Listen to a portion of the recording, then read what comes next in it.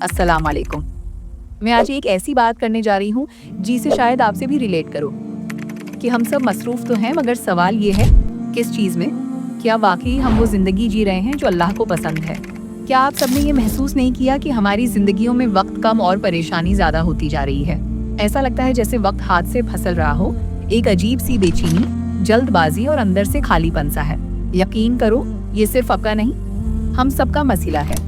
हम एक रोबोट की तरह जिंदगी गुजार रहे हैं, न कभी रखे, न खुद से पूछा कि आखिर हम ये सब क्यों कर रहे हैं। क्या वाकई हमें ये सब करना था? न कभी तदब्बर किया, न तफक्कर। हालांकि अल्लाह कुरान में बार बार कहते हैं, तुम सोचते क्यों नहीं, तुम अक्ल से काम लेते क्यों नहीं? मगर हम अक्ल से काम लें भी कैसे जब हमें ये एहसास ही नहीं कि ये दुनिया, ये जिंदगी, बस यही सब कुछ नहीं। हाँ, पता तो सबको है, मगर यकीन की कमी है ना? हम दिन रात दुनियावी कामों में मसरूफ हैं, मगर कुरान जिसमें जिंदगी गुजारने का असल तरीका लिखा गया, अक्सर ने तो उससे तर्जुमे के साथ पढ़ने की जहमत भी नहीं की।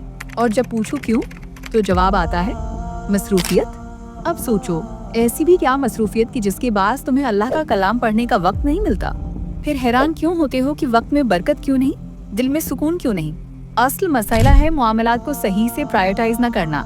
हदीस में आता है, जिसने दुनिया की फिक्र की, अल्लाह उसके काम बखेर देता है, और जिसने आखिरत की फिक्र की, अल्लाह उसके दिल को गनी कर देता है, इसके काम संवार देता है, और दुनिया खुद उसके पास चलकर आती है।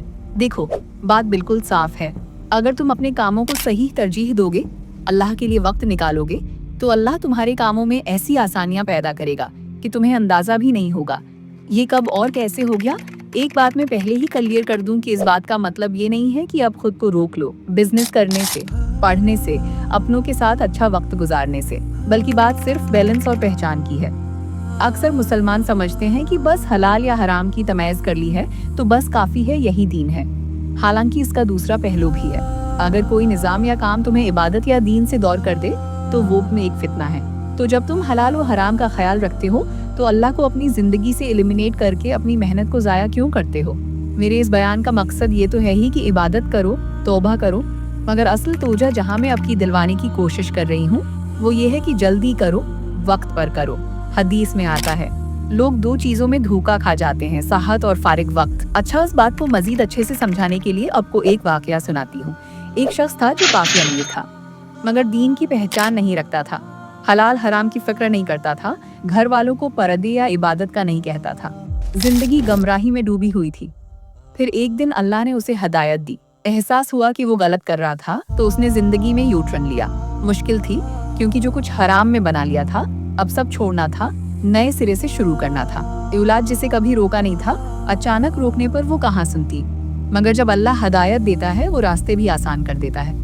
लेकिन इस बंदे ने भी अपनी जिंदगी से यही नसीहत दी थी कि अब बेहतर है कि पहले ही चीजों को इस्लाम के मुताबिक चलाओ, क्योंकि अब जितना देर करोगे इतनी ही आपको बाद में मुश्किल का सामना करना पड़ेगा। इस वाकये का मतलब है जल्दी करो। ये ना सोचो कि बाद में तौबा कर लेंगे या कभी ना कभी बदल जाएंगे। वक्त जितना गुजरेगा वापसी इतनी मुश्किल होगी।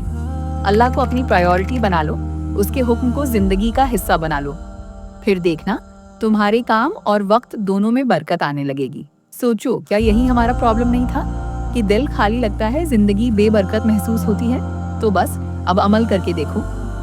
एक प्रैक्टिकल टिप देती हूँ, अपने दिन के तमाम कामों को नमाज के इर्द गिर्द स्केड्यूल करो, न कि नमाज को अपने कामों में एडजस्ट करो। अल्लाह कुरान में फरमाते हैं, जो लोग हमारी राह में जदोजहद करते हैं हम इन्हें अपने रास्ते दिखा देते हैं। लिहाजा अपने मकसद को समझो। अल्लाह ने हमें अशरफुल मखलूकात बनाया है। ऐसी कंफ्यूजन और बेबरकती वाली जिंदगी गुजार कर मत चले जाना। और याद रखो, ये कोई ऑप्शन नहीं है, कल इस सब का हिसाब होना है। जवानी को अच्छे से गुजारो। हदीस में आया है, रसूल अल्लाह ने फरमाया, क़यामत के दिन बंदा अपने रब के सामने से हिल भी नहीं सकेगा जब तक उससे 4 चीजों के बारे में सवाल न किया जाए। 1, अपनी उम्र कहाँ गुजारी। 2, अपना इल्म कहाँ इस्तेमाल किया। 3, माल कहाँ से कमाया और कहाँ खर्च किया। 4, और अपनी जवानी कहाँ और कैसे गुजारी। तो जवानी के मामले में लापरवाही बरतना बेवकूफ़ी है।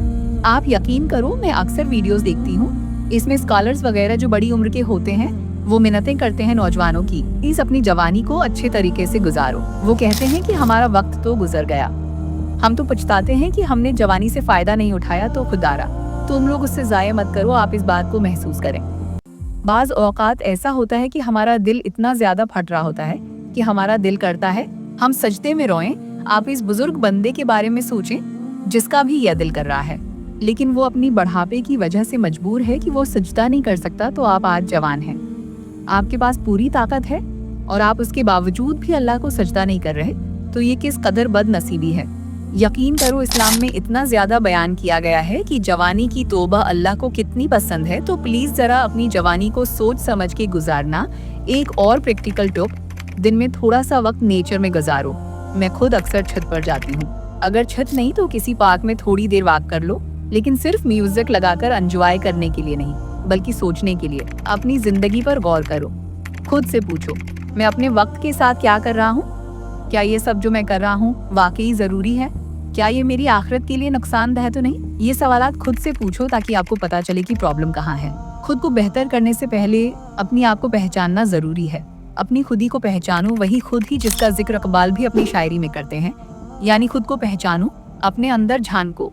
तो हाँ, मेरी बातें शायद आपको रिलेट कर रही हूँ, सोचने पर मजबूर कर रही हूँ। वेल, आज के लिए इतना ही। और हाँ, अगर आप ये सुन रहे हो तो सब्सक्राइब कर लो ताकि हम इन्हीं प्रैक्टिकल और रियल लाइफ इस्लामिक सॉल्यूशंस पर मजीद बात करते रहें। इंशाअल्लाह। दुआओं में याद रखना। खुदा हाफिज।